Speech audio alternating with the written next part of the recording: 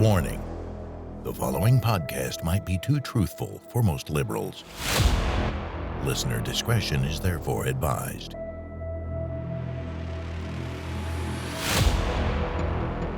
Welcome to the Tea Party Power Hour. I'm Mark Galar, your host. Today, our very special guest is Mr. Shawn. Is it McBreairty? McBreairty. Yeah. McBreairty. Okay, I was close. And I can't tell you how happy I'm to have you on the show, Shawn, because as I was telling your friend, Jared Julia, a couple of weeks ago, I think it's fantastic that across the country we are seeing examples of parents standing up to school boards, standing up to school administration when things aren't quite right. And I know that's the situation you dealt with in Maine. You have had two twin daughters in high school. Things didn't seem to be right, and you didn't just gripe about it with other parents. You stood up and you took action. So first, I'd like to ask, what exactly did you notice that got you to get involved in this? And then once you figured out that there were things that were going wrong, what actions did you take initially? Yeah. So in Maine, I was one of those dads that was, kind of head in the sand, hoping that the schools were really good. We were in a great town. In fact, the safest, most affluent, most educated town in Maine, Cumberland, Maine, where I lived before. And what happened is on June 2nd, 2020, as Minneapolis is burning to the ground and George Floyd's death and that whole thing, we received a white supremacist letter from my school district, basically, telling us that we were all oppressors and, white privilege and just this whole crazy situation. And so when I got that letter, I sent a note back to the superintendent and I said, first off, this is a parental issue, because they were really, downing the police and the whole situation with George Floyd, the whole BLM aspect. And we had some interchange with the superintendent. He basically came back and said I wasn't woke enough to really know what I was talking about. And so I kind of stepped back and I said, maybe I'm missing something here. I don't see my town as a racist town. I don't see Maine as a racist town, state, and I don't see the nation, as racist. But certainly there are racists. But the whole, guise of institutional racism, really since 1964, nothing's really been proven. But so I dug into some of the situations that were going on in school, and I found that they had an anti-racism partner that they had hired out of Boston. I immediately checked social media, found some really egregious stuff. And then we found a newsletter from this anti-racism partner, and I'll call them anti-racism partners because they were really racist, which said, quote, "In order to eliminate racism, we must eliminate capitalism and move to a socialist and anarchist form of government." Now, this is in my kid's school, right? That this is happening. Can I ask you one quick question about this?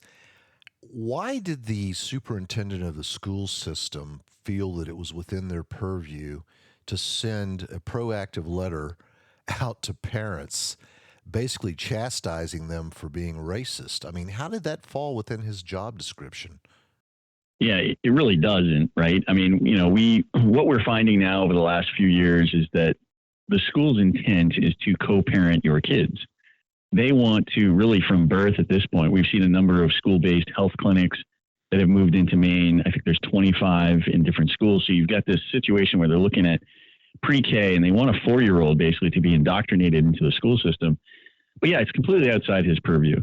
Like I said, I believe that was a parental, concern to have a conversation with at the dinner table. And, for me to tell my twins how I feel about it, have some conversation about what's going on in America at the time, when, again, cities were burning down because of Black Lives Matter and that whole riot. I'll let you in a little secret. George Floyd's son actually lived where I am right now, and that's in the Bryan-College Station area in Texas, just adjacent to Texas A&M. So we got a healthy dose of that in our news as well, because his son actually lived here. And I don't know if we need to get into the whole thing about what his fentanyl levels were and what the coroner said initially about his condition, but I do know I've seen video of him inside a car. This is way before anyone kneeled down on his neck, and he was screaming, "I can't breathe, I can't breathe, I can't breathe." He was in the car by himself. There was no one there, no one kneeling on his neck. And then you look at the fentanyl levels, and I basically just kind of feel like this whole thing is a fraud. It's a case of drug overdose. But Yeah, there's no doubt. I mean, I think that was the spark, right? That was the spark that these folks were waiting on. I mean, what happened in our district is in 2019, they put together an equity committee. So a lot of these schools in Maine and across the country were talking about equity, which I believe is impossible, right? We're all equal under God and under the law, but equity is a scam. It's kind of like a Marxism or cultural political philosophy, funneling into these schools. And ultimately what these useful idiots don't know is they're trying to destroy the country from within without firing a shot, right? I mean, this kind of started in liberal colleges, but now it's being pushed on 5-year-olds in kindergarten. And in this situation in my town, I raised some concerns very professionally behind the scenes. And then almost immediately, the local superintendent put my family in harm's way. And I'll kind of speak to that in a little bit. But the more I dug in, the more I found, racist books being pushed on kindergarten kids about critical race theory, where skin color was over content of character, skin color being the main part of the books. And they were teaching these kids that they were oppressed or oppressors based on the melanin level in their skin. It was a complete reversal of the Civil Rights Act from 1964. Now we're pushing into schools the fact that, hey, if you're really white, you must be oppressing those that are not white. And so, unfortunately, today, public schools are being taught to hate their country because of this alleged oppression. They're being taught to be ashamed to be American, and freedom's dangerous. And they're trying to change these kids and turn these kids into little activists at the very earliest of ages. So I started going to school board meetings. I started, speaking out. I got kicked out of school board meetings before it was cool to do so, And we just had this big. Let's stop there for just a second, because when you say I've been kicked out of school board meetings, any liberals listening right now, any woke people listening right now are going to think, oh, he got in there and, made an ass out of himself and started screaming at the school board at the top of his lungs. But everything I've read about you is that you went about this very professionally. So correct me if I'm wrong, but did you really do anything other than give an opinion they disagreed with that caused you to be kicked out? That's exactly it. No, that's exactly it. My First Amendment rights allow me to almost say anything I want as long as I don't incite violence and use, real obscenities like, the 7 things that George Carlin said you couldn't say on TV and radio.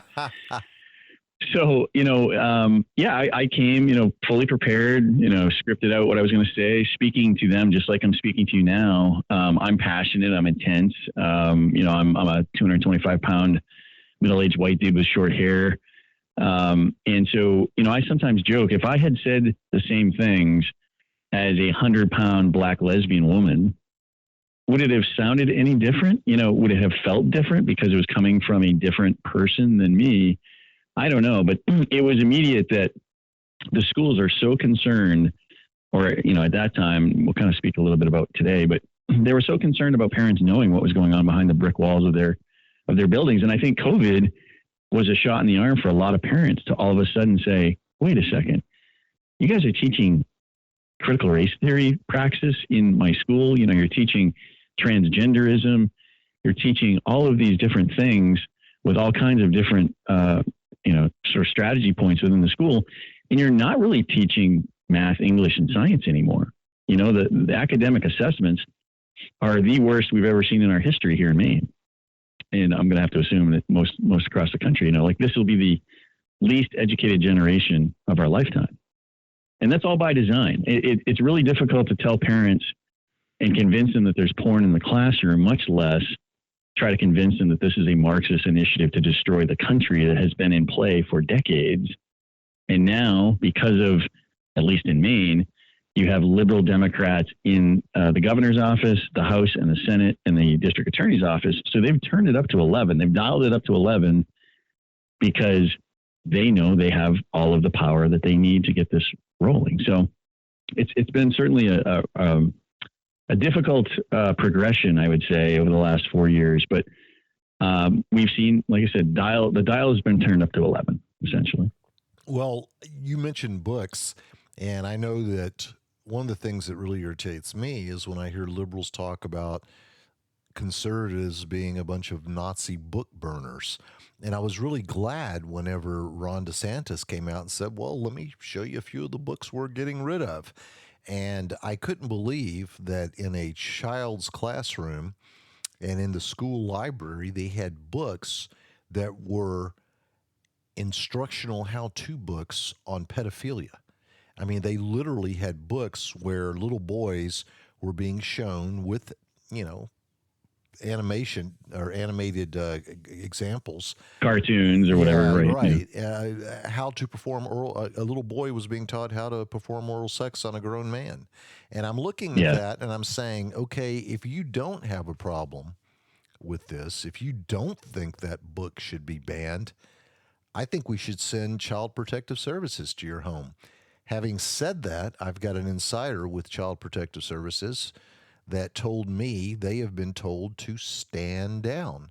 If you have a parent turning their kid into the opposite sex and encouraging them to participate in youth drag shows and all that stuff, and someone calls that and turns it in, they don't send a field agent out because they said that they're going to end up getting sued for doing that.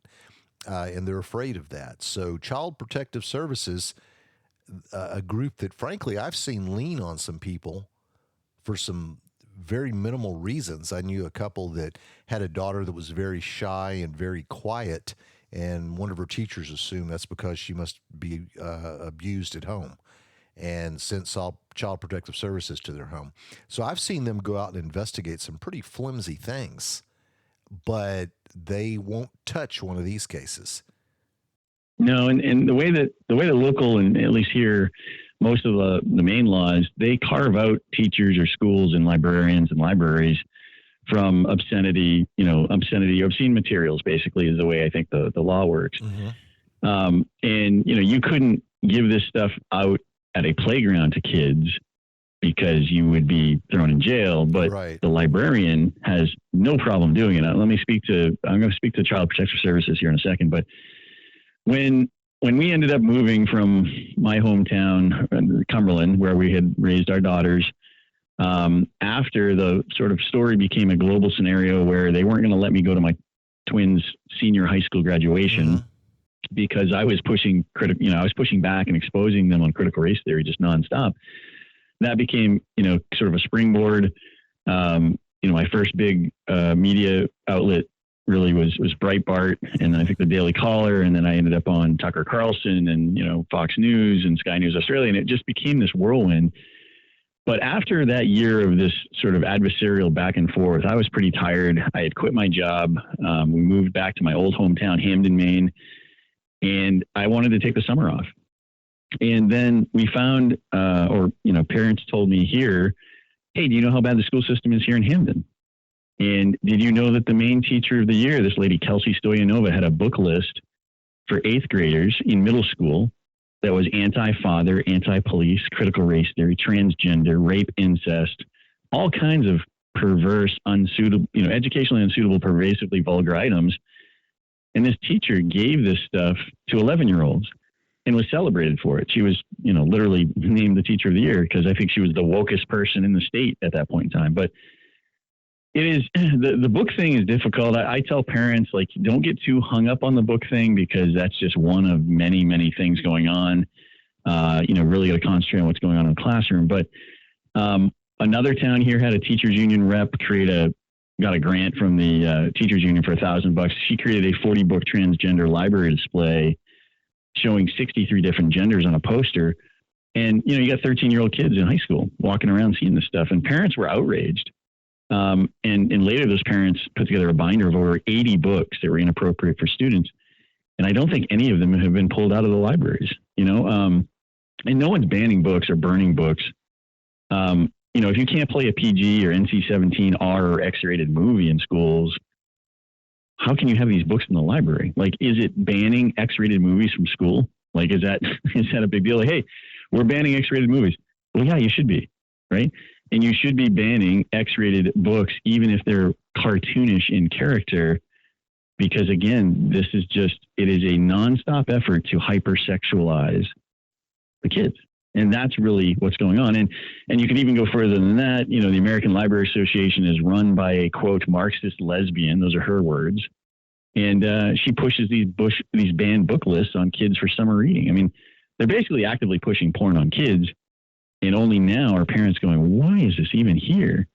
And you know, what they'll say is like a book like Gender Queer, or, you know, The Bluest, or All Boys Aren't Blue, and just some of these just graphic books. Well, they're, you know, bestsellers, or, you know, they're critically acclaimed, or they have a really good meaning. You can't take things out of context. You know, they just go on and on and on about these books. But wrapping back up, Child Protective Services, we had a mom here in Maine where a school counselor basically transitioned her daughter into a boy at school, different name, different pronouns, gave her a chest binder, which is used to basically, you know, bind your breasts so you don't look as girly, which come with all kinds of potential side effects and health-related issues, and told the kid, keep it a secret from your mother. Now, in Maine, there's a couple more things that are even crazier. In Maine, a 16-year-old can get cross-sex hormones, which are really chemical castration drugs, without parental permission. That's a law here in Maine, 16-year-olds. That's crazy. Yeah, and even crazier, there's also a law that says social workers and school counselors can keep secrets from parents.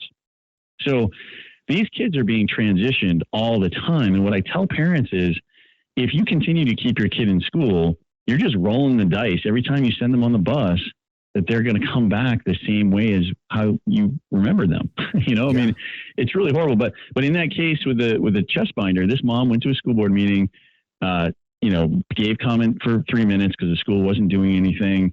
The teachers union celebrated this school counselor. They basically, you know, bullied this mom around.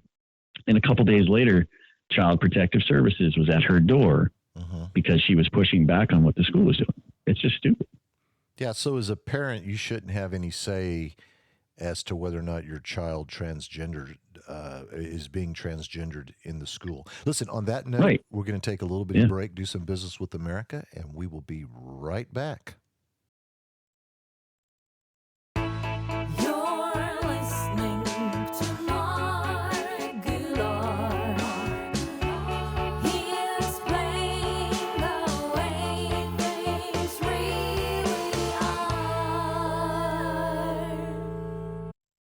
And we are back with Mr. Shawn McBreairty, or is it McBreairty? I keep screwing that up. No, it's hard. McBreairty. There's a lot of vowels in there. There are, yeah. Let me just jump back on this thing with the Child Protective Services. I find it really odd that we live in a world where if a bunch of people at school are showing your child pornography, trying to get your child to change their gender, that Child Protective Services is going to be sent out for you. Now, if you're a parent who's doing all this, Child Protective Services won't touch it. But if you're going against it, if you're fighting against this woke nonsense, then you're a target for Child Protective Services. I mean, this is absolutely insane. I mean, we're in a bizarro world where up is down, down is up, and you know, good is evil and evil is good. I don't think this makes much sense unless you look at it in terms of the bigger picture and what Marxists are trying to do. They're trying to destroy the family unit. They're trying to destroy the individual. We all need to be together in one giant collective where everyone's happy and everyone gets the same thing regardless of how talented they are or how hard they work. Then it kind of makes sense, but not much. So I know I read somewhere that the school system sued you. You sued the school system. Tell us about that. How did all that happen? Yeah. So, and this is the sort of transition of you know, there's a lot of stress here, but what ended up happening was the school system here in Hamden, when I went and exposed Kelsey Stoyanova, the teacher of the year, at the podium, they gavelled me out of the room, had police escort me out, served me with a no trespass warrant, so I couldn't come back on school property. And the school is a central part of our town. You know, a lot of stuff, a lot of community events happen there and those kind of things. So, yeah, we ended up winning a First Amendment lawsuit against this school, McBreairty versus Miller, or McBreairty versus RSU 22. And when we won that lawsuit, we came back and started talking at the podium again. They kicked me out 2 more times after we won the lawsuit because they don't want any of these teachers named at the podium. They don't want parents to be exposed for public comment to understand what's going on. Like, you can't go up to the podium and say, hey, I don't think Mrs. Smith, the Spanish teacher, should have a giant LGBTQ flag on her wall because it has nothing to do with Spanish, right? Right. Because the more that you disagree, the more that you expose, the more parents, we hope, might pull their kids out for homeschooling or Christian school or private school. Mm-hmm. So that's one of the 3 lawsuits I have going on right now. The other one is Herman versus McBreairty, where I provided, again, my First Amendment opinions on the teacher who created that 40-book transgender library display. And their bully lawyers are trying to hold me to their school policies on bullying, actually, which is kind of crazy. And that's been going on for 2 years. You know, I mean, the school policies are, repugnant to the Constitution, which, again, allows me free speech. And then we've got another one here, McBreairty versus Brewer, where we're suing the Brewer School District because their lawyers, the same lawyers involved in all these cases, bullied me into taking an article down about the boy that was in the girls' room. And, that's another situation. We've got, we got boys running track here in Maine. The 172nd ranked boy becomes the second best now ranked girl, quote unquote, because the boy's running with a girl, physically dominant. Schools have about half the schools have a transgender bathroom and locker room policy where if you simply affirm as a different gender, you can go in and, shower with the girls' cheerleaders if you wish. Parents just have no idea, the situation's going on. And my friend Scott Smith down in Loudoun County, Virginia, knows too well what happens when a skirt-wearing boy ends up going into the bathroom. His daughter was sexually assaulted and raped. And we're just waiting, unfortunately, for one of those things to happen here. So you mentioned it. They're trying to do everything they can to, again, hypersexualize, normalize sexuality, try to create division within the family. They want to parent your kids. They want these kids ultimately to graduate as little socialist Democrats. And their plan's working pretty good because not enough parents are pushing back. What response have you received from some of the other parents when they've read your stuff and found out that boys are showering with the girls and that there are pornographic books in the school library and that type of thing? I mean, are they telling you to shut up? Are they telling you they believe you? What are you getting from the other parents? Yeah, it's a love-hate relationship, right? You either love me or hate me. There's no in between. But I think most normal folks would say, geez, we don't want porn in the classroom. We'd like to have our schools be, institutions of learning, math, science, and reading, those kind of things. Uh-huh. But the parents, I think, for the most part, has been, great reactions. But I'll be honest, a lot of those parents end up not then participating on their own because they're afraid of cancel culture. We've all been, in that and very difficult. So there's a lot of folks that are enraged with what is, being exposed, but there are not enough people that are willing to sort of put that opinion out there and go and hold some people accountable. And so it is a frustration in Maine and across the country that a few of us are standing up for a lot of people, and we've taken a ton of arrows, and now we're trying to figure out how I can keep this thing going, or if I even keep it going at all. But it's really bad. I mean, and I can go on forever, but parents need to understand. I mean, there are gay sexuality alliances in 4,000 schools nationwide. And across Maine, there are civil rights teams sponsored by our Maine Attorney General's office, which is, again, it's all about these divisive groups preying on students and wanting them to be turned into little activists. And their parents, I don't know, maybe some parents just want to keep their head in the sand. Like, they don't really want to understand that their kid is being turned against them. And again, I mean, you mentioned it, these schools are breeding grounds, right, for anti-family, anti-Christianity, anti-Trump, anti-America.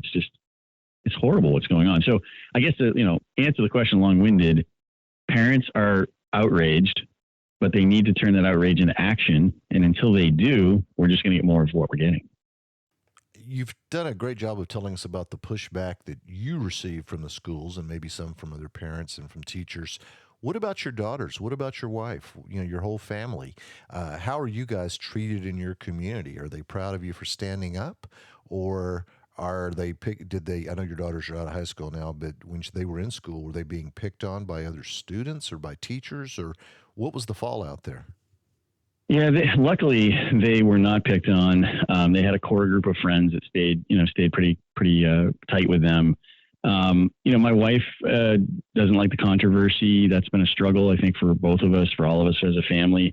But I think, again, it's one of those things where it's love or hate. You either love me or hate me for what I've done. I'm not saying I've done it the right way every time. I think I've just done it the way that I thought made sense at the time.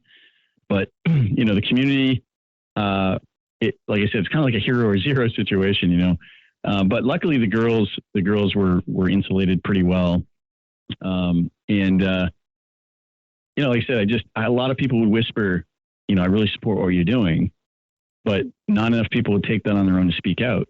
And that's why in Maine, it feels like we're losing the state. More people need to take up a local position, go to school board meetings, run for school board, get on the school board and make some major changes in these schools. Or like I said, we're just going to keep getting more and more of what we've got. So yeah, a lot of support, but a lot of kind of whispery support, if that makes sense. It does. I remember when Trump ran for office the first time back in 2016, I was a outspoken supporter of President Trump, and I'm talking when there were still 17 people in the race. For the Republican nomination. And I had a lady in an office that I was visiting, and I was a drug rep for 22 years. And she just came up to me and said, "Mark, I want you to know that I'm going to vote for Trump."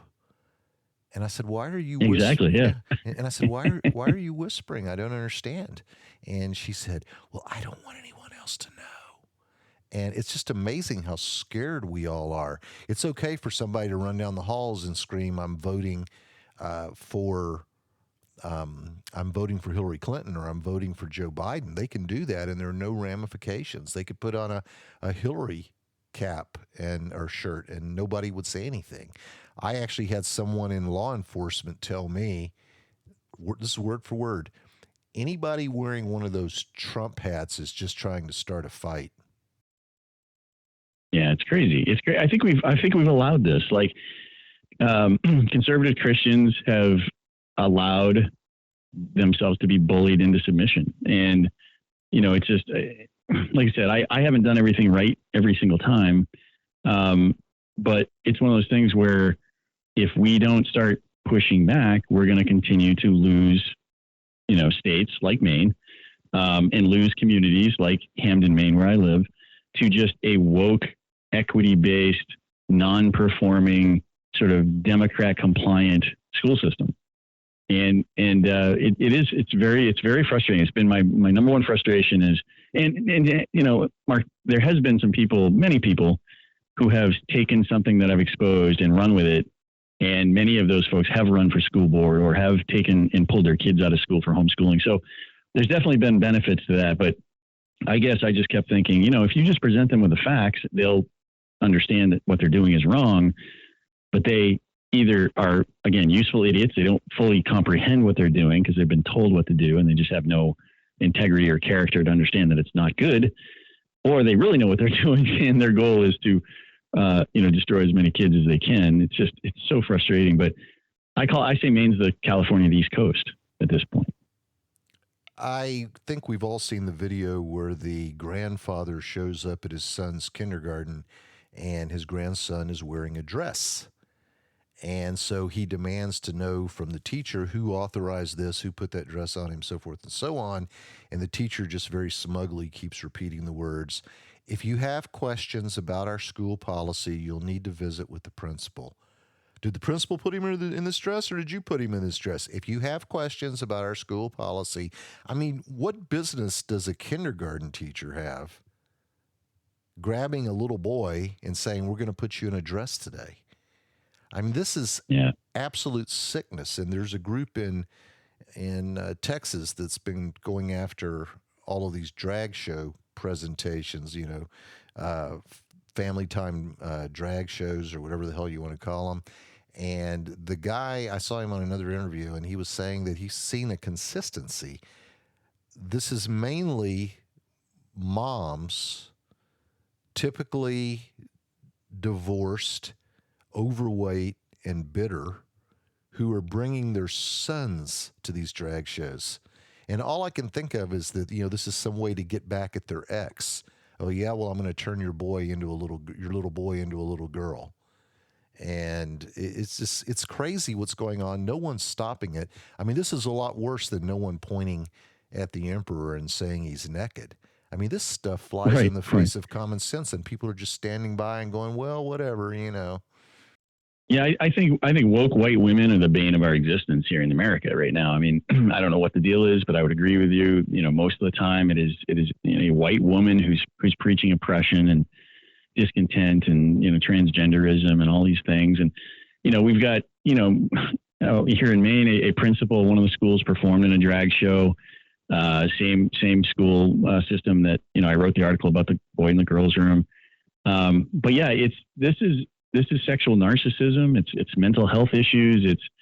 It's child endangerment. It's child abuse, really, in many cases. Mm-hmm. And these poor little kids, they just look up to their teacher because they're supposed to. That's what we all were taught to do, and they just think it's sort of normal. They're normalizing this radical sexual agenda.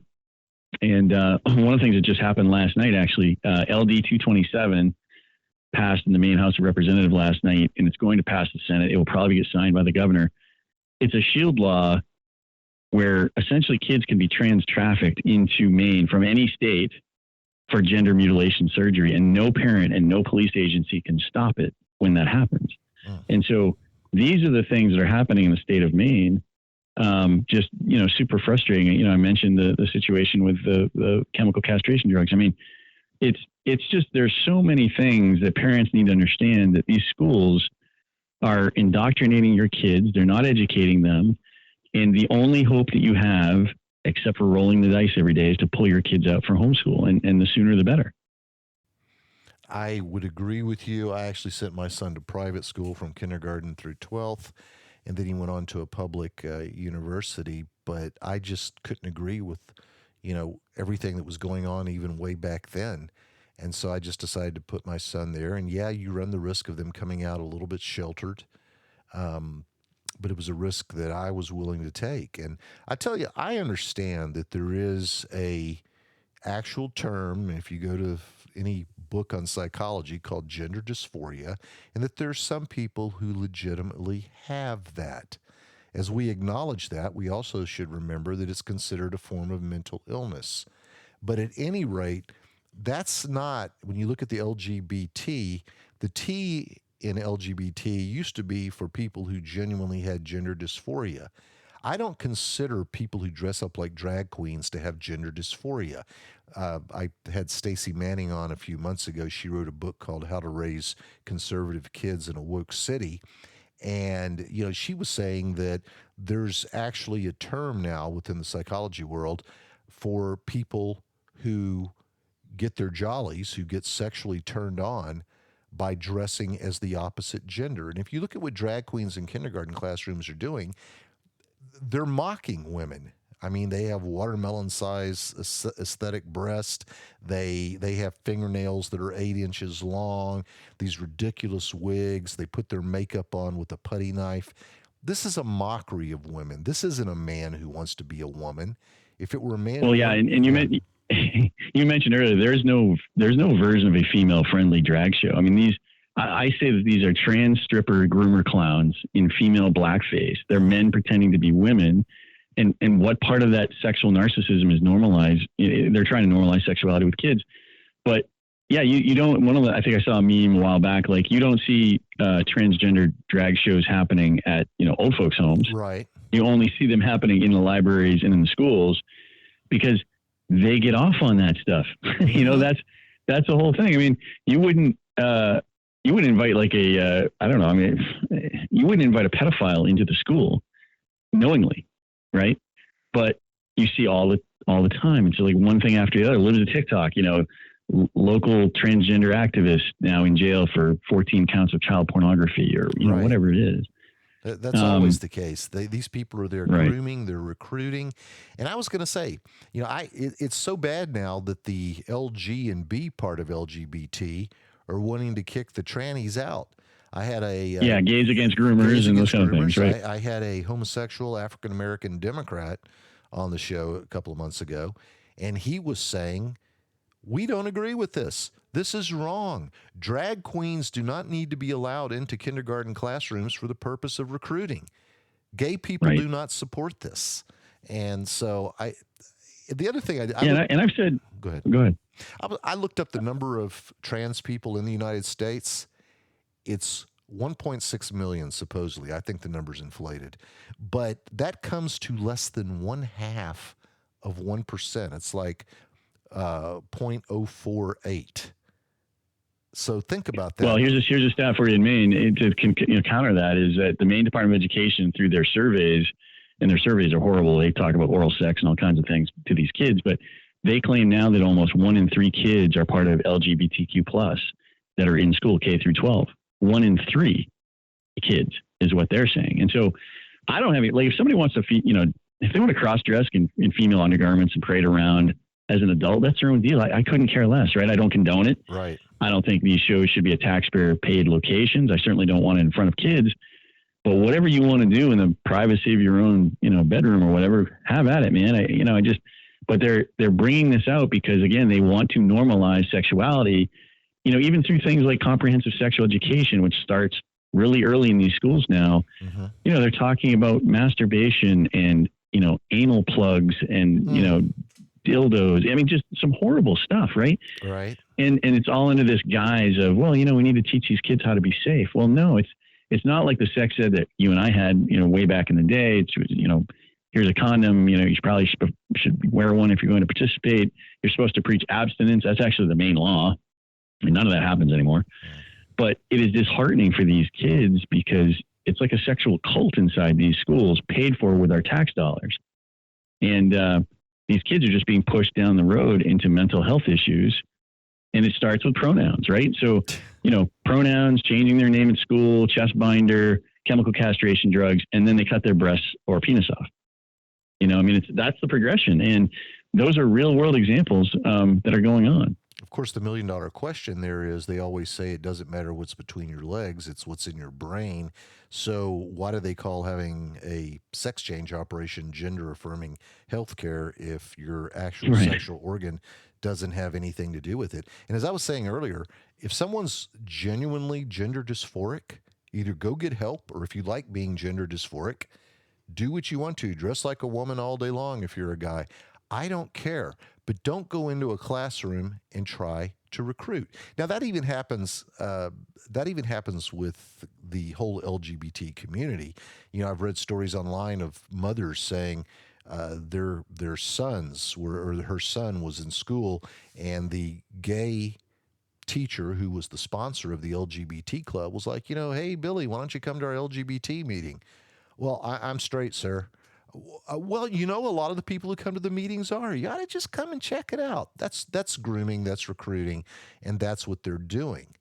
And they are looking at these schools now that all the protections have gone away as a feeding ground. I mean, they're going crazy on all the young people. And I think a study just came out yesterday by a researcher, I believe her last name was Bell, and she was saying that, when you look at the kids who have gender dysphoria and who are participating in all this stuff, a significantly higher portion of them have mental illness than the population, the student population at large. And you go one generation back, most of them have at least one parent who's mentally ill.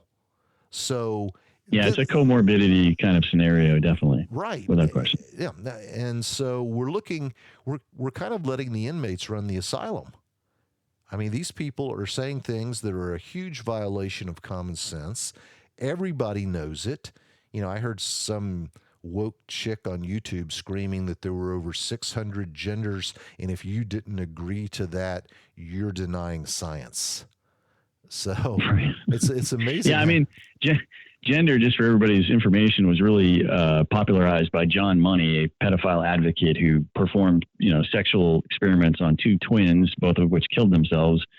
And, gender has been conflated with sex, and we really need to get back to stop saying there's two genders. Just stop using the word gender at all. There are two sexes, men and women. Sex is not observed. Sex is not assigned at birth; it's observed. And you kind of get what you get, right? And now, if you want to, as an adult, same thing. If you want to mutilate your body, I don't think we should have to pay for that with our tax dollars. But if that's something you need to do, and if that's something that these doctors who have taken an oath to do no harm are willing to do, again, I can't control that, but that's what's happening to kids. Kids are being just mind screwed into understanding that they can be somebody else, and it's an impossible task. And ultimately, these kids that claim that they're going to commit suicide if they can't, cut their penis off, it just doesn't make any sense. And it's really a tragic situation that we're seeing in America right now with the trans community, and all these kids are just being wrapped up into this just evil, wicked, situation. Well, you've done a lot to fight against this. I mean, you have a podcast, you have a website. You've been sued. You're suing people.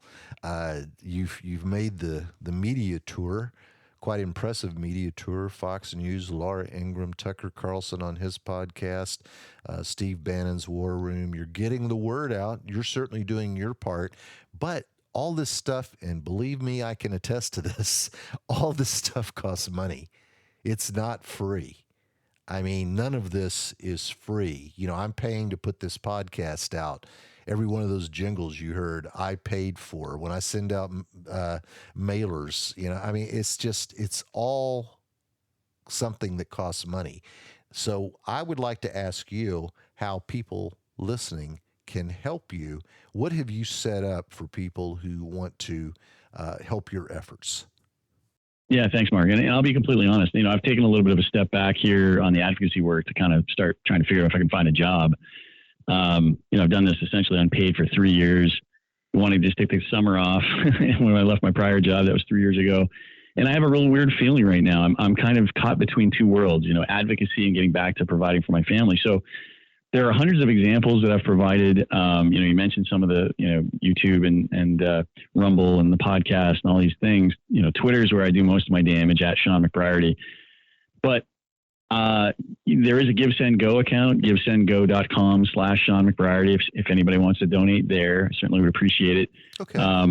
But yeah, it is one of those things where I keep waiting for the rest of the cavalry to arrive. And I'm not sure here in Maine if it's coming, and so right.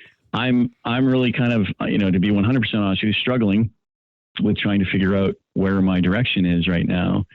And I know I've done a great job exposing what's going on, but at the same time, I'm not sure what the end result is, and so we need more parents taking action. Like I said, holding people accountable, running for school board, local town council. That's the influence we still have. And until that happens, the jury's out on what I'm going to be doing next year. So I appreciate the opportunity to talk through some of the stories here. And, if there is a conservative George Soros listening, I'd love to talk more, but I've never found that person in 3 years. It just seems like the left gets money like crazy, right? And in some cases here in Maine, the government, the Maine Department of Education is actually sending money to a lot of these trans support groups. One of them, I think, received $350,000 in taxpayer money. So it is a difficult battle. I think we all need to pick our spots. We all need to do something. And if you're not willing to stand up in front, then maybe you can support a candidate who's willing to get on a school board and make some changes. Maybe you can support their effort to run, who knows. But yeah, it's givesendgo.com/Shawn McBreairty. Well, Shawn, it's been an absolute honor having you here today.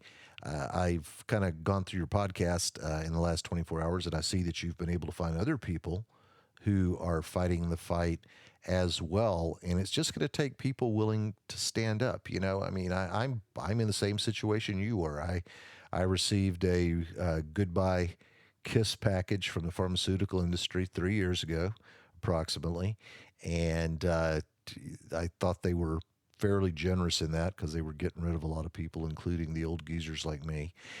And but I'm in the same situation. I've been doing this for I started an original podcast over 12 years ago, but I brought it back. And I'm kind of asking myself, when's the cavalry going to arrive? Right. Right. I have people asking me, why are you doing this? Why are you doing this? What are you hoping to get out of this? I mean, are you making a lot of money? Are you trying to change the world? What are you doing? They're just all confused by it. Like, why would anyone take time out of their life to try to bring people the truth that the mainstream media wouldn't bring them? They just absolutely don't get it. Well, I think it's a calling, right? It's a calling for some folks. I think, you kind of get, God puts us in positions to have influence over others. And, we try to take that charge. And it just depends on how long that can last. And like I said, for me, it's maybe I'm getting closer to the end than the beginning here, but I do. I mean, there are so many people. I mean, I think I've done 100 episodes on the podcast, dozens and dozens and dozens of people that have, stories to tell just like this. And it just, I can't for the life of me understand why more parents are not really, really terrified as to what's happening in their local public school. But until their kid comes home, until Billy comes home and wants to be called Karen, all of a sudden, then they get it, right? They go, oh, that's what the guy was talking about. So some of it is, it just has to happen to you in some cases. And then maybe you'll advocate a little more. Who knows? I guess so. I mean, I was fortunate. I said I sent my son, who's now in his 30s, to private school. And I got to tell you, people are always saying, oh, wow, he did so well. I mean, he straight A's in high school, straight A's in college, straight A's in grad school. And, how did you achieve all that? And, he never got in trouble, never been in any kind of trouble. And he seems like such a good kid. And I said, well, he is a good kid. And I said, the main thing I would say is that my wife and I raised him. We did not let the school system raise our child. We did not let our son's friends raise him. That was a key to it. And I remember once we were walking through a mall and there was a kid coming toward us, high school age kid. My son was probably about 6 or 7. And he looked at the kid who had nose rings and earrings and, lip rings and tattoos all over their arms. And he looked at me and he went, yuck, Dad. And so by that age, he already got it. Right. He was capable of looking at that. But if you go to work, come home, eat dinner, watch some TV, and go to bed, and you don't take any interest in what your kid is doing, then your kid is going to be that kid with the earrings and nose rings and lip rings and tattoos and earplugs and whatever hell else they do. Yeah, I mean, LGBTQ, or the trans cult, as I'd call them, they're the emo kids from a few decades ago. It's not that much different. It's sort of a social contagion, and those things are going on. And I agree with you. I mean, in my case, luckily, our kids went to church very often, Sunday school and those whole things. And I think that sort of foundation, religious foundation, helps shield them from some of this stuff. But yeah, kids and parents, they need to start waking up and really accepting that these schools are not the places that you and I went to school, and hope that more parents will take some action. And our kids are growing up, so I mean, to some degree, we're fighting for other people's kids and other parents, and they just need to start fighting for themselves. Absolutely. Well, once again, Shawn, it's been a pleasure having you here today. Tell us again your podcast, your website. Where can people find you out there? Yeah, at Shawn McBreairty on Twitter, and the podcast is called Maine Source of Truth. You can still listen to it on pretty much any station, iHeartRadio or Google or Apple iTunes or all those things. Okay. And I've kind of taken a little bit of a pause there with that podcast and kind of some of my advocacy work, but I do appreciate the opportunity to tell the story, and hopefully more parents listening to your show will start to at least investigate what's going on in their school. Please. Yes. Start to, butt in a little bit more with parent-teacher conferences, tours of the school, social media, what's happening, and not accept anything other than excellence. As it should be. Shawn, once again, thanks for being here. It's been a joy having you on the show. I respect what you're doing immensely, and keep up the good work. Thanks, Mark. Appreciate it. All right. Take care. You've been listening to the Tea Party Power Hour with Mark Gillar.